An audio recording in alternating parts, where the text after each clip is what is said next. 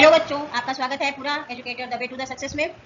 Malhar book class 7 की है। इससे हम पहला चैप्टर स्टार्ट करेंगे, माँ का एक कहानी कविता से। और इसमें पहले हम कंटेंट देख लेते हैं। इसमें कुल 10 चैप्टर है, जिसमें पहला चैप्टर है माँ का एक कहानी, जिससे आज हम स्टार्ट करेंगे। पहली कविता है माँ का एक कहानी। इसकी हम प्रसंग सहित व्याख्या करेंगे। माँ कह एक कहानी, बेटा समझ लिया क्या तूने मुझको अपनी नानी। इसकी व्याख्या है, राहुल अपनी माँ से कहानी सुनाने को कहता है। माँ हंसते हुए पूछती है, क्या वह उसे अपनी नानी समझने लगा है। यह बात माँ बेटे के प्यार को दिखाती है। दूसरा प्रसंग है, कहती है मुझसे यह चेटी, तू मेरी नानी की बेटी। कह माँ कह लेटी ही लेटी, राजा था या रानी, राजा था या रानी, माँ कह एक कहानी। राहुल बताता है कि दासी, जिसे चेटी कहा है, कि माँ नानी की बेटी है। राहुल लेटे लेटे बार बार माँ से जिद करता है कि कहानी सुनाओ जिसमें राजा या रानी की बात हो। तीसरा प्रसंग है, तू है हठी मानधन मेरे, सुन उपवन में बड़े सवेरे, तात भ्रमण करते थे तेरे जहां सुरभि महिमानी। इसकी व्याख्या है, माँ अपने बेटे को समझाती है कि वह बहुत जिद्दी है। फिर वह उपवन, जिसे बागीचा कहते हैं, का वर्णन करती है, जहां उसके पिता यानी तात सुबह सैर किया करते थे। उस उपवन में फूलों की सुगंध बिखरी रहती थी। अब चौथा प्रसंग है, जहां सुरभि मनमानी, हाँ माँ यही कहानी। राहुल खुश होकर कहता है, माँ वही कहानी सुनाओ जिसमें बागीचे में अच्छी खुशबू थी। पांचवा प्रसंग है, वर्ण वर्ण के फूल खिले थे, झलमल कर हिम बिंदु झिले थे, हल्के झोंके हिले मिले थे, लहराता था पानी। इसकी व्याख्या है, माँ बताती है कि बागीचे में रंग बिरंगे फूल खिले थे, ओस की बूंदें चमक रही थी और हल्की हवा बह रही थी। पास में पानी की लहरें भी थी। यह बागीचे की सुंदरता को दिखाता है। छठा प्रसंग है, लहराता था पानी, हाँ हाँ यही कहानी। इसकी व्याख्या है, राहुल प्रसन्न होकर कहता है कि माँ यही कहानी सुनाओ जिसमें पानी लहरा रहा हो। सातवां प्रसंग है, गाते थे खग कलकल स्वर से, सहसा एक हंस ऊपर से, गिरा बिद्ध होकर हर्ष से, हुई पक्ष की हानि। इसकी व्याख्या है, माँ बताती है कि वहां पक्षी मीठे स्वर में गा रहे थे, तभी अचानक एक हंस ऊपर से घायल होकर नीचे गिर पड़ा और उसे तीर से चोट लगी थी। आठवां प्रसंग है, हुई पक्ष की हानि, करुणा भरी कहानी। इसकी व्याख्या है, राहुल दुखी होकर कहता है, हंस को चोट लगी है, यह तो बहुत करुणा भरी कहानी है। नौवां प्रसंग है, चौक उन्होंने उसे उठाया, नया जन्म सा उसने पाया, इतने में आखिर तक आया लक्ष्य सिद्ध की मान।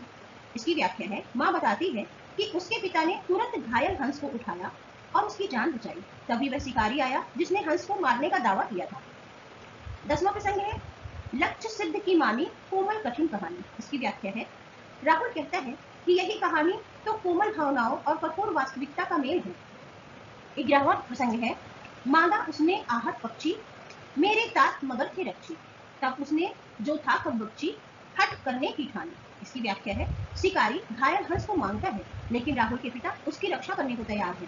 शिकारी जिद पर अड़ जाता है। 12वां प्रसंग है, हट करने की ठानी, अब बढ़ चली कहानी।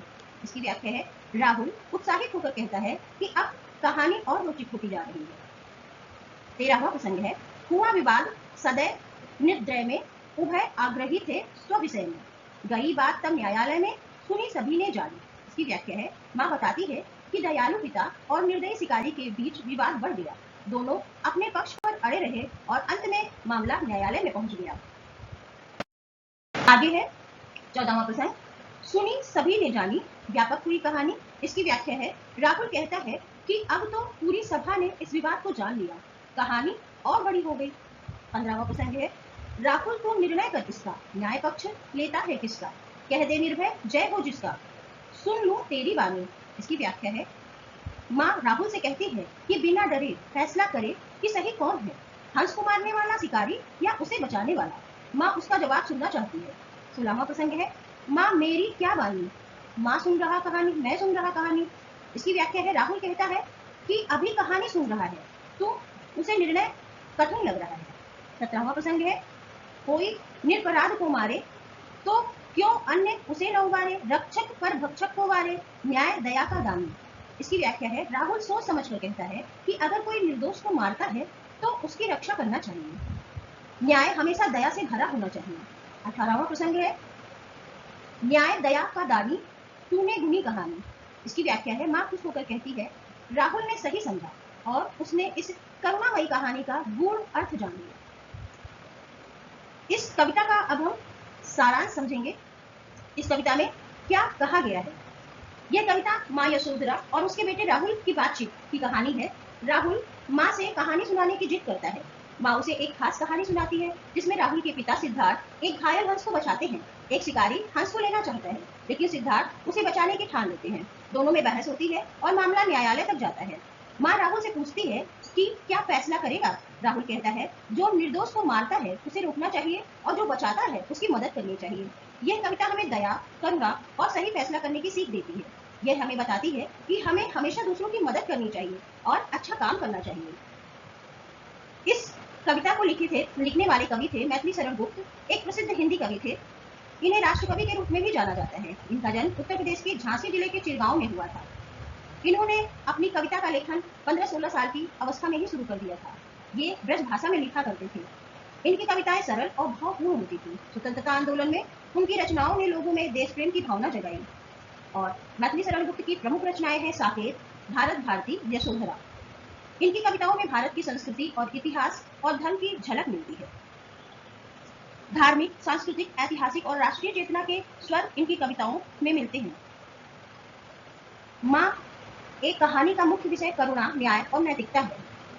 माँ यशोधरा अपने बेटे राहुल के बीच संवाद के माध्यम से ये कहानी प्रस्तुत करती है जिसमें एक घायल हंस की रक्षा को लेकर करुणा और हिंसा के बीच टकराव दिखाया गया है।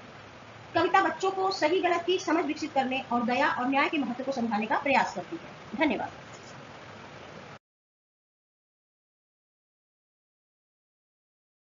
बच्चों, कविता आपको कैसी लगी? अगर आपको पसंद आया हो तो आप इसे लाइक करें, सब्सक्राइब करें, शेयर करें और कमेंट करें। Thank you.